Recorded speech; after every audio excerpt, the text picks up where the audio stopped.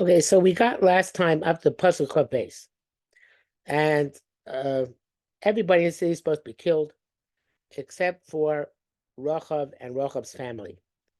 So Yoshua in Pasuk Club base is telling the spies who were hidden by Rachav to go save her.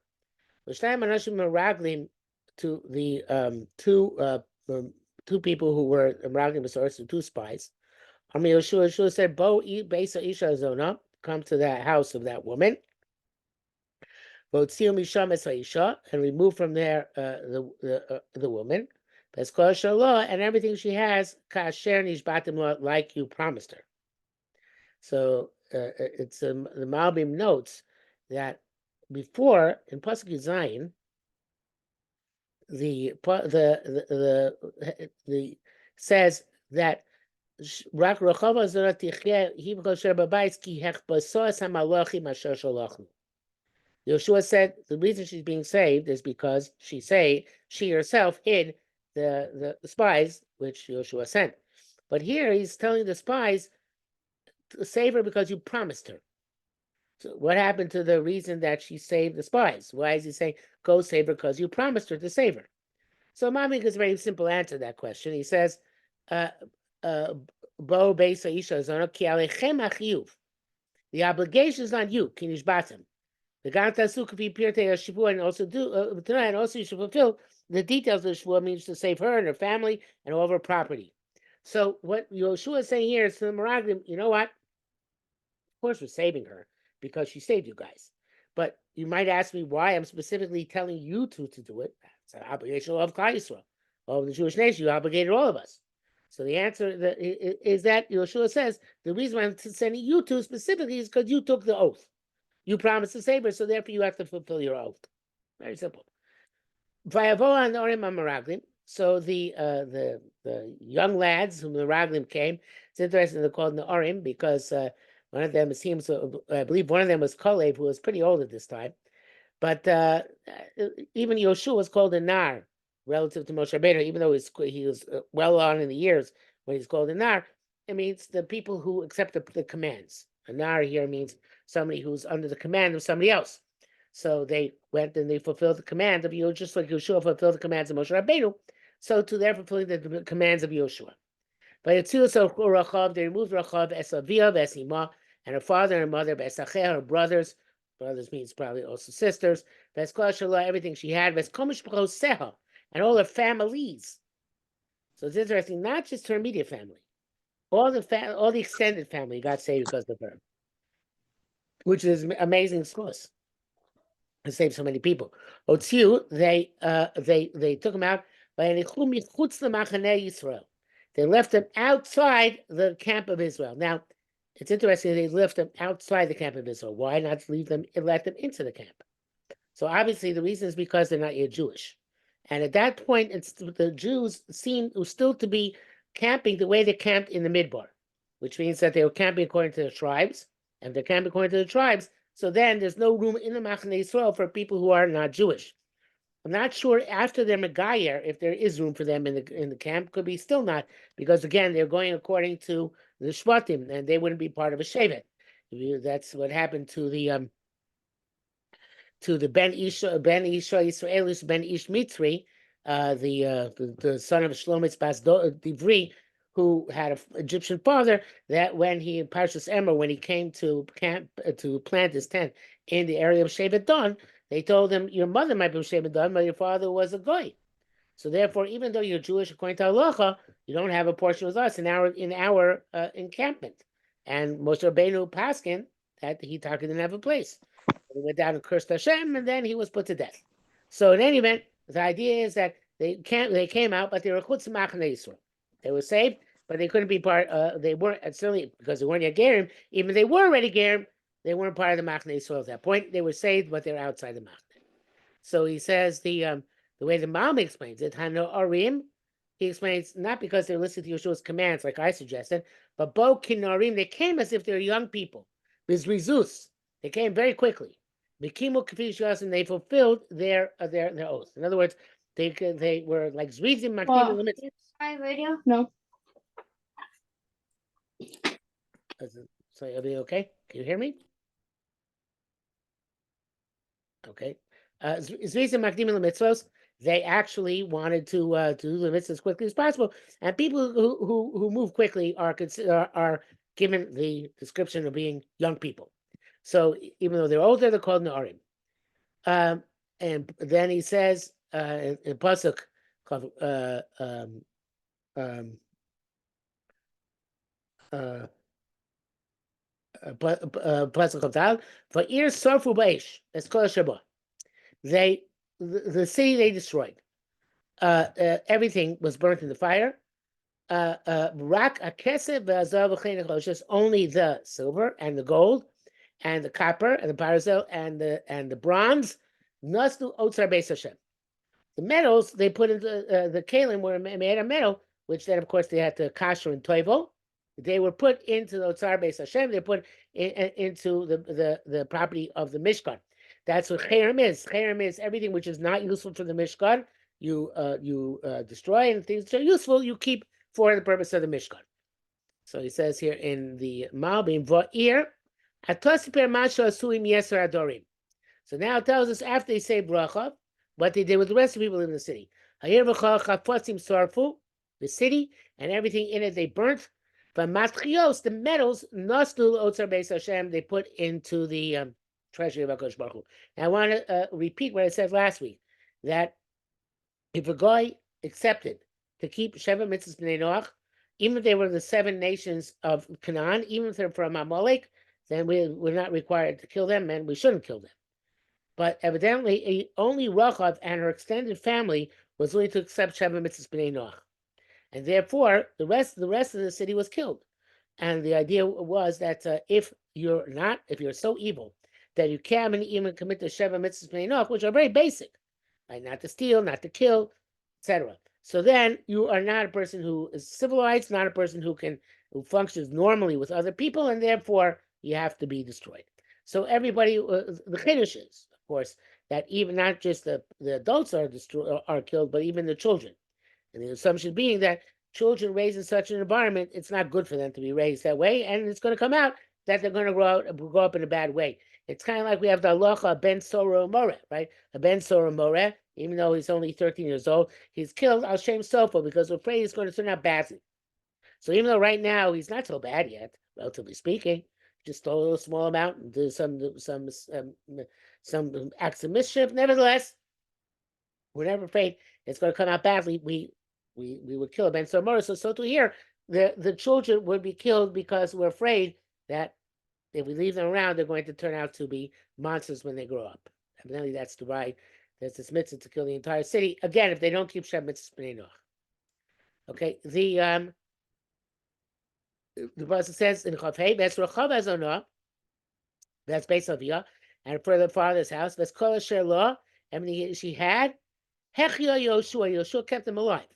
Vatesha B'ker B'Yisrael, and they sat among the Jews. See, later on, after the Jews conquered Eretz Yisrael and divided up, so they made place for the Gerim. So then they sat B'ker B'Yisrael, not Chutz L'Machane. The Chutz L'Machane was before they conquered. Later on, Gerim got parts in Eretz Yisrael, places where to live. Ad Hayom Hazeh, till today. So Shmuel Hanavi wrote Sefer Yehoshua. So presumably it means that actually Yehoshua wrote his Sefer, and Shmuel finished parts of it. So actually, I'm not sure about that even. No, I take that back. This Canaan who lived after Yehoshua finished Yehoshua. So therefore, this Canaan after Yehoshua, obviously, are saying until today, they are living in Eretz Yisrael amongst us. But in Chumash, whenever we say the language of Ad Hayom Hazeh, it really means not just until the time it's written. It means forever. In other words, that once Gerim are accepted into Am Yisrael, they become part and parcel of Am Yisrael like everybody else. So therefore, saying that Rachav and her family, initially they were Chutz L'Machaneh before they converted. Once they converted, they're become part of Am Yisrael like anybody else, and they are, so to speak, B'Kerev Yisrael within the Jews forever and ever. Ad Hayom Hazeh. And why is that? Because she hid the spies which Yehoshua sent to spy out Yericho.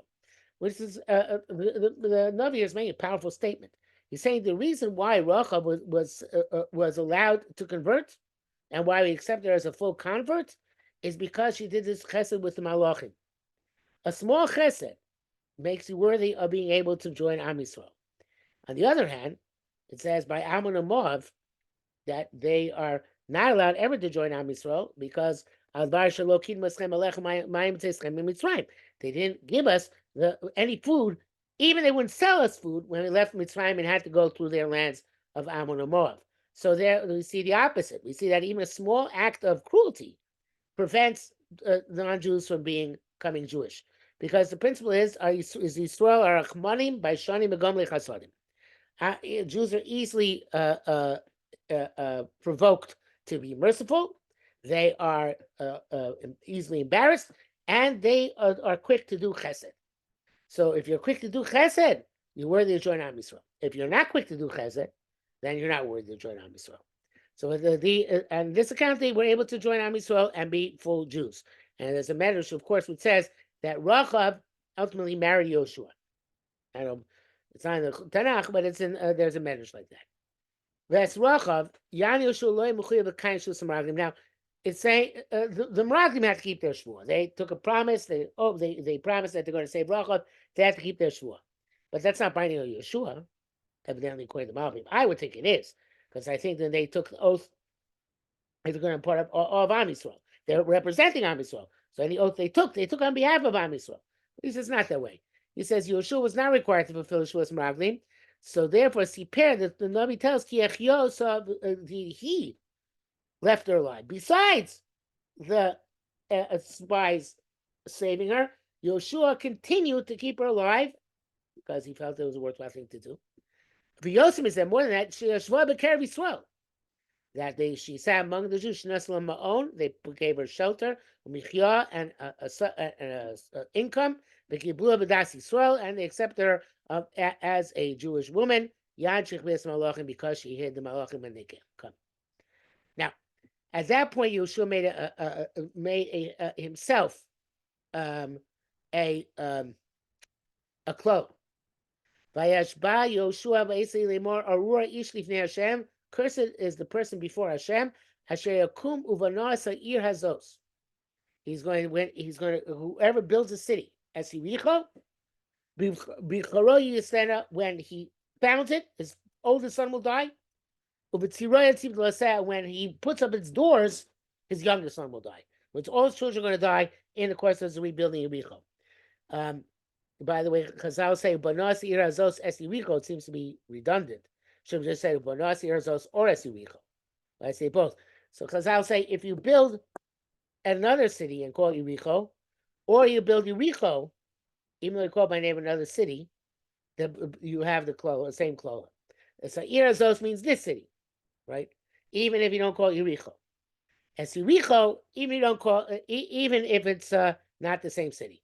So in both cases, you have that klola. So of course the Gemara says that there was a guy Chiel who rebuilt Yericho at the time of Achav, the king of the northern kingdom, and Itaka lost his firstborn when he started building Yericho, and he lost his lastborn when he finished Yericho. It says Eliyahu Navi and Achav came to me Menachem Avil, and Achav made fun of Eliyahu, made fun of Hashem. He said, "Look, it says in the Torah, we say the Shema every day, but Yom Shema, if the Jews worship Avodah Zarah, they're going to be punished. And Hashem doesn't actually punish us. We're doing pretty well at that time. So and Yehoshua, who's Moshe's Talmud, who's not the name of Hashem, but his own name, he made a klola, and it was fulfilled because Achia lost all his children. So he's scoffing. He says Hashem didn't fulfill Moshe's klola, but he did fulfill Yehoshua's klola. What's going on here? So Eliyahu Navi got very upset at this, and then Eliyahu said, "You know what? We're going to make a Moshe Rabbeinu's klola come to pass." They said, "I make a gzeira. It's not going to rain for the next 3 years." That's in a big drought and big famine, and eventually Eliyahu comes back and gives rain. But in the meantime, there was the klola did take effect. There was a literal klola which took effect on Chio Beisraeli. He lost his children. So he says, Asher Kumana, Perish Rambam, she has Hayazi Zikorn Anes. Why should not be? Why should not be rebuilt? So there should be a commemoration of the miracle. Anybody who sees the wall of the city which is destroyed, is going to remember the miracle. Like it says in Gemara Brachos, we see where the wall of Yericho got absorbed in the ground in its place, and evidently they knew how to identify that place, and there's still time the Gemara. He has to make a bracha. So if you would rebuild the city, the nace would not have any commemoration because it's hidden. Nobody can see it, but you build a city on top of it.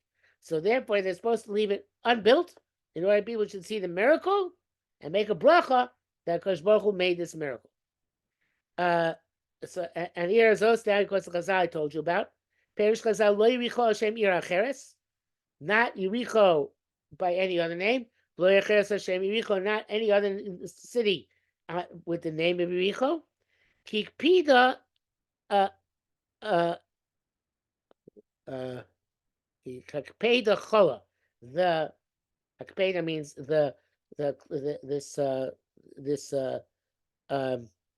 this rule took effect. Whether it's this city, Shema Yericho, whether it's because that's name Yericho. So, like I said, so now Bivchoro Shetaras Kivnech Choravos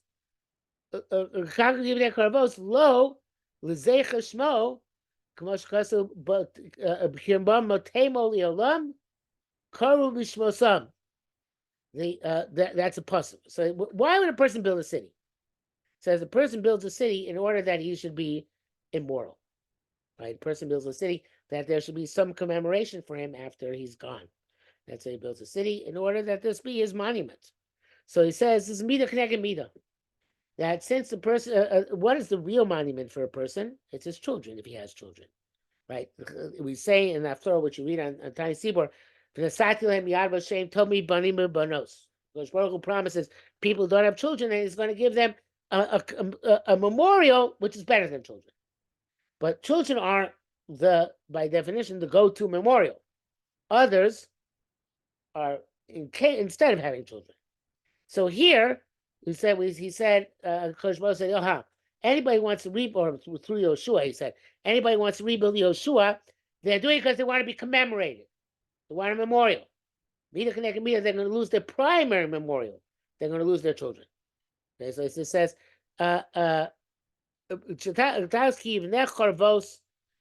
Lo, since he's building the ruins for himself, to memorialize his name.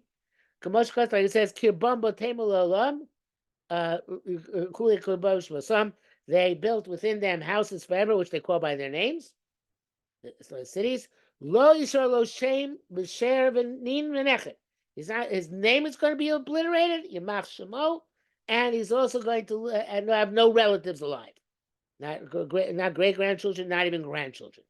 So the idea is that the klola is that you should not link your commemoration with Yericho.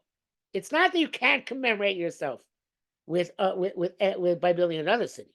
Build any city you want to call by your name. I don't know if it's a good mitos, but you can do that. But you can't do that you can't rebuild Yericho.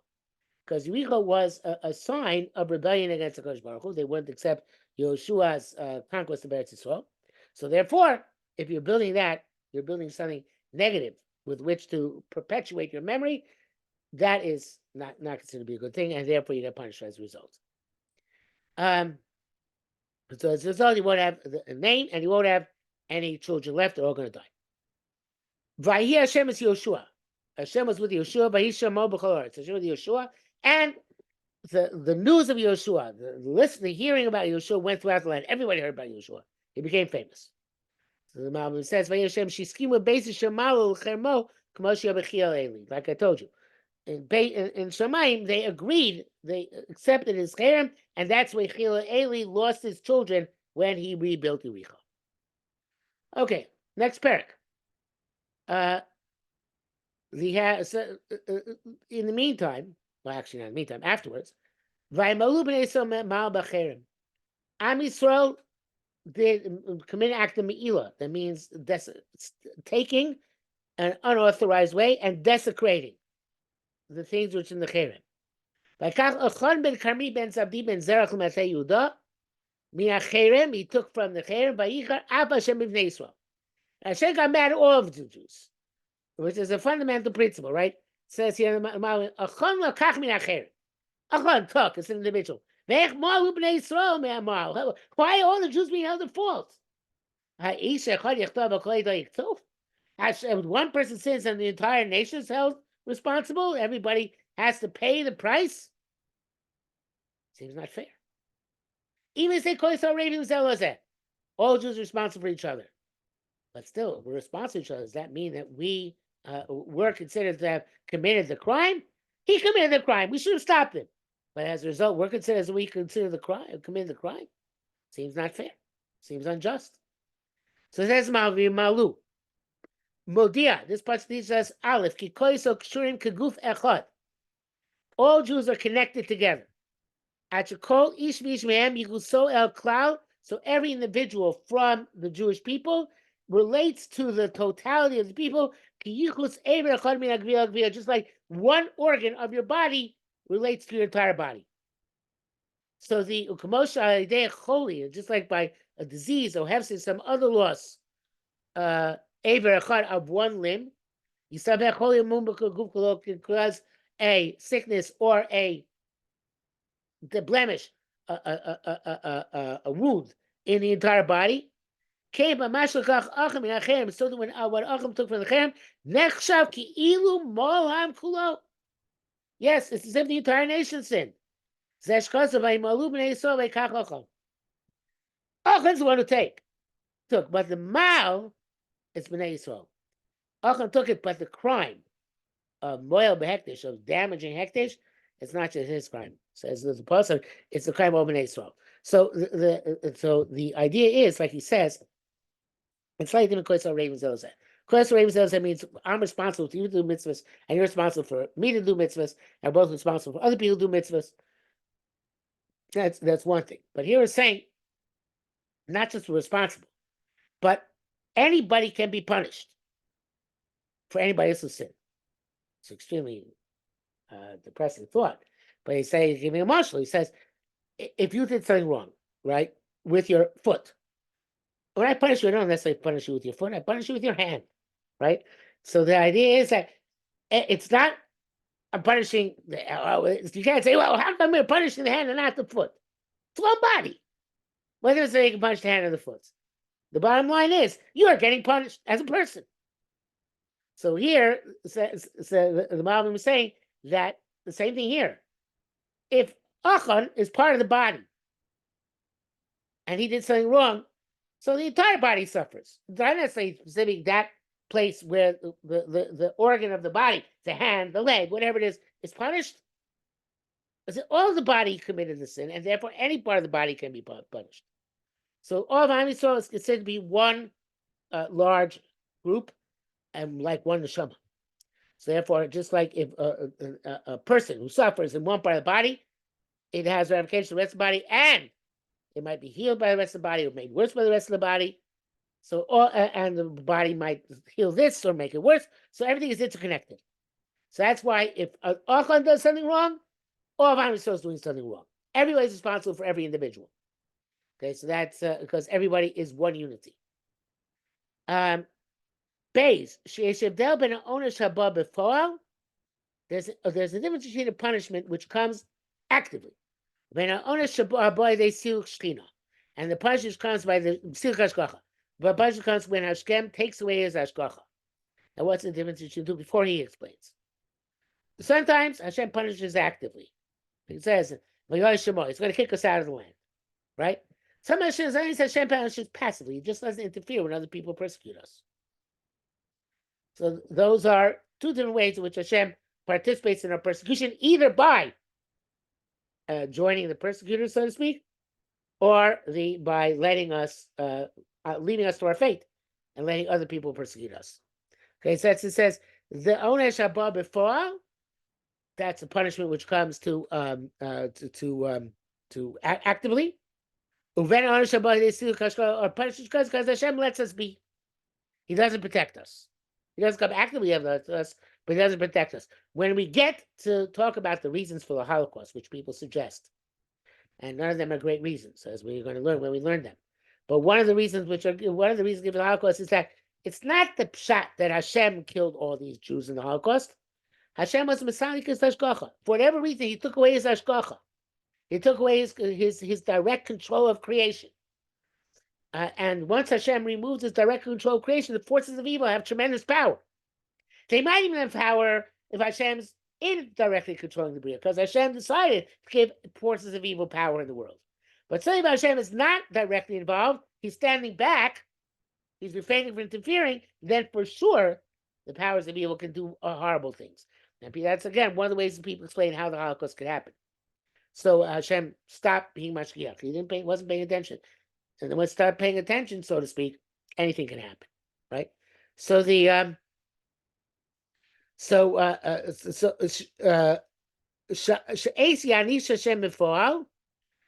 Amami is another difference between the two. At the time Hashem actively punishes somebody, lo yanishes abilti chotei, bavur chotei. He doesn't punish the person who doesn't sin because the person who does sin. Here on, we see Achad himself is the only person ultimately stolen for having committed the crime. So if Hashem either himself punishes actively or he decrees, active punishment has to be involved, like a death penalty. So only that person who actually did the bad deed is punished that way, right? It doesn't happen to anybody else. The Chayte himself gets the punishment.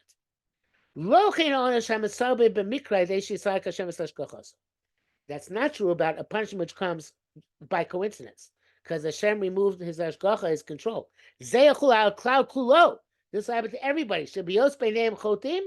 Since some of them are sinners, Hashem conceals himself from all of them. Again, like the Holocaust. Holocaust are many big tzaddikim, many, right? But because they were a substantial amount of Rishoyim, Hashem said, I'm going to conceal myself, right? It's not the fact that they're many tzaddikim doesn't mean I'm not going to conceal myself as a punishment for all the Rishoyim who are out there. So he says, so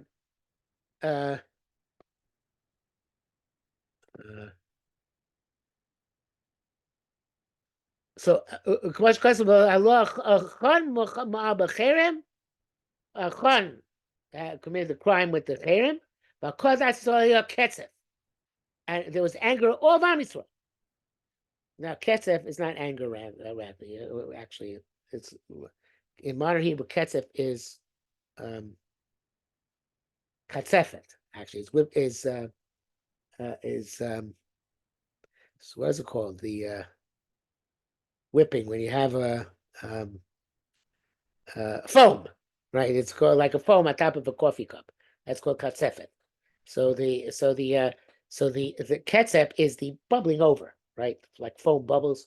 So when it has their panim, so then Hashem conceals himself, so things bubble over. Things which otherwise would be under control and strictly determined, they can bubble over, just like foam bubbles over. So that's he's saying that when the ketzef, when things Hashem conceals himself, he doesn't actually intervene. So the ketzef, things can foam all over the place. Can go and even places where it shouldn't go. That's what Chazal say a lotion of keva. They don't say, he doesn't mean down here, but keva shenitan reshus lamashkis lachshis lomavkim ben tzadik Russia. Once the destructive forces are given the power to be destructive, they don't distinguish between a tzaddik and Russia. And that's why the night of Pesach, all of Bnei Yisrael are told, stay home. Don't go out. Because if you go out, you're going to get zapped. Hi, you're a tzaddik, it doesn't matter. There's a certain type of punishment called nitan reshus lamashchis lahashchis. The destroying force has been given the green light to go destroy. And they go destroy everything in their path. Doesn't matter to them. So therefore, what he's saying is that even though Achan is the only one who actually committed Mila, Al Kol Yisrael Yotza Ketzef, the foam went out, it bubbled over to everybody else. The kulam aluim the mikreo pegon. Everybody is likely to get some coincidence happen to them, some bad coincidence, and get damaged. Until the point that some people who didn't sin are also hit, smitten. When he's in the Makom Sakana. The person who's a tzaddik, if he goes to Makom Sakana, can be hurt. On the other hand, the person who's a sinner, since he's not in the wrong place at the wrong time, he's saved. Because the mashchis doesn't care. If you're in the wrong place, too bad. If you're in the right place, too good. Even if you're a Russia, you might get away with it. I want to tell you, there's a very disturbing Gemara. Okay, Gemara, I think. Oh, it's in Tani Sur Chagiga. I think it's in Chagiga. It says that the Malach HaMaves has minions. I'm sure you know what minions are because it became a series of movies. But a minion, before it became a series of movies, was the name given to the agents of some person, usually an evil person. His minions are his agents to do stuff. So Malach HaMaves has minions. And Malach HaMaves doesn't kill everybody. He sends his minions to kill some people. That's about he delegates the task. So once one of the minions came back and he brought a certain Miriam who he just killed. And Malach HaMaves said, it's the wrong Miriam. That wasn't the Miriam I told you to kill. I told you to kill the other Miriam. And what it says where he made the mistake. So whether the minion made a mistake. So in any event, so the minion says, okay, should I put it back? So the Malach HaMaves says, no, don't put it back. Let her be. We have a certain quota for this month. Certain amount of people we have to kill. Let her make up the quota. So it's amazing Gemara, but it tells you that people can be killed because of the mistake of the Malach HaMaves' minions, right? That's Nitan Rishus Lamashchis Lahashchis, right? The Malach HaMaves is given a certain carte blanche, a certain credit card. So okay, you have to quota for this month, and the Malach HaMaves mess up and gets the wrong person, they'll still be dead because there's this concept of Nitan Rishus Lamashchis Lahashchis. Permission is given to the destructive forces to be destructive. The Rambam says there are people in very high madrega to which this doesn't apply. And the famous case of Gemara is Nach Mishgamzu.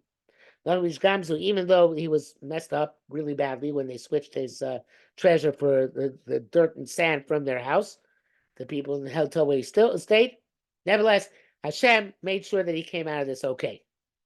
So there are people, says the Rambam, a bunch of such intense hashgacha, so much divine control, so much divine involvement, that even if people try to mess them up, they're not going to be a successful. Most people are not like that. Most people, if Hashem is not at that point being mashgiach on that person in a high degree, then that bad things can happen to that person, despite the fact that he may not deserve that bad. But nevertheless, permission is given to the destroying angel to destroy. That's a bit of a controversial idea if you think about it, because it means that Hashem allowed a certain randomness in the Bria. There's certain things which are not determined based on strict cheshbon. There's certain things which are random. They happen because somebody messed up. Somebody can mess up badly, somebody can also mess up goodly and do something that gets accomplished, which is the thing we're supposed to accomplish. But the point is that there are things which happen which where Hashem's hashgacha is not what determines it. It happens because Hashem narrows his hashgacha. He doesn't apply it everywhere. So he says, so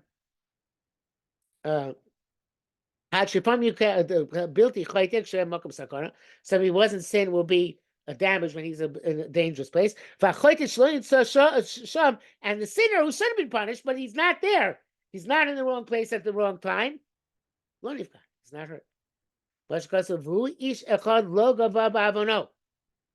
He was the person who did not sin, die as a kind of a sin. Hashem removes hashgacha from them. Can't be reached that, but the Maria is the Barmanel. So says the Mammon, this is a specific type of punishment. Hashem removes the hashgacha from Bnei Yisrael, and therefore a terrible thing happened, which is the next pasuk. It says, Vayishlach Yehoshua Anashim, well, actually, the next few psukim. Vayishlach Anashim Yikoha. I said, we don't know yet. The end of pasuk out what necessarily is going to happen as a result. At this point, it can cut off any moment, but I'll see if I can do plus base, and now we'll come back to it next time. He sent people from Yericho to go to Ai, the next city, which he wanted to conquer, Hashem base oven, which was by base oven, which is a bad place, doesn't matter right now. Mikan base El to the east of base El. Vayom, he said to them, Lemor, the following, go and scout out, go and spy on the land, see how we can conquer it.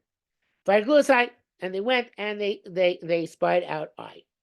By Yehoshua, and they came back to Yehoshua, and said, we don't need everybody to go. It's easy, Ai. Just don't need no army.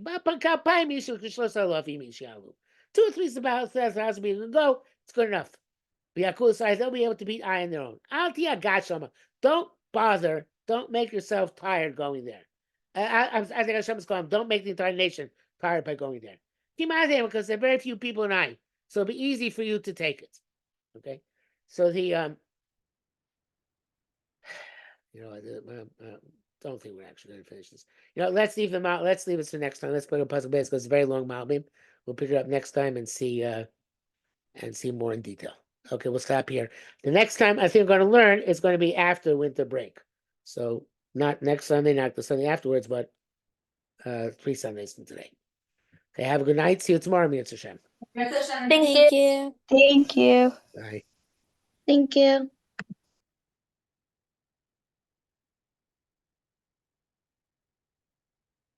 Thank you. Night.